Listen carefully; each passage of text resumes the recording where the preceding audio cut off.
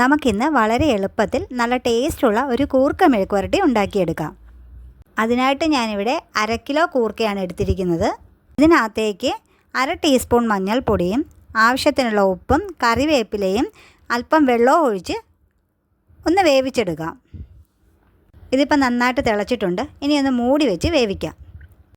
വെള്ളമെല്ലാം പറ്റി കൂർക്കയെല്ലാം പാകത്തിന് വെന്ത് വന്നിട്ടുണ്ട്. ഇനി നമുക്കിതൊന്ന് ഉലർത്തിയെടുക്കാം.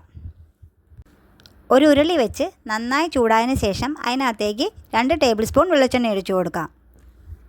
വെളിച്ചെണ്ണ നന്നായി ചൂടായിട്ടുണ്ട്. ഇനി ഇതിനകത്തേക്ക് 1/2 ടീസ്പൂൺ കടുക് ഇട്ട് കൊടുക്കാം. കടുകെല്ലാം നന്നായി പൊട്ടിയിട്ടുണ്ട്. ഇനി ഇതിനകത്തേക്ക് 2 വറ്റൽമുളകും ആവശ്യത്തിന് കറിവേപ്പിലയും കൂടെ ചേർത്ത് ഒന്ന് മൂപ്പിച്ചെടുക്കാം. വറ്റൽമുളകും കറിവേപ്പിലയും എല്ലാം നന്നായി മൂത്ത് വന്നിട്ടുണ്ട്. ഇനി ഇതിനകത്തേക്ക് തേങ്ങാക്കൊത്തിട്ട് കൊടുക്കാം. തേങ്ങാക്കൊത്തെല്ലാം ഒന്ന് നന്നായി മൂത്ത് വരട്ടെ.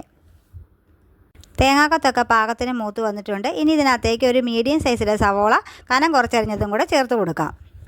ഇനി ഒന്ന് നന്നായിട്ട് വഴറ്റിയെടുക്കാം. സവോളയെല്ലാം പാകത്തിന് വഴണ്ട് വന്നിട്ടുണ്ട്. ഇനി ഇതിനകത്തേക്ക് നമുക്ക് പൊടികൾ ചേർത്ത് കൊടുക്കാം.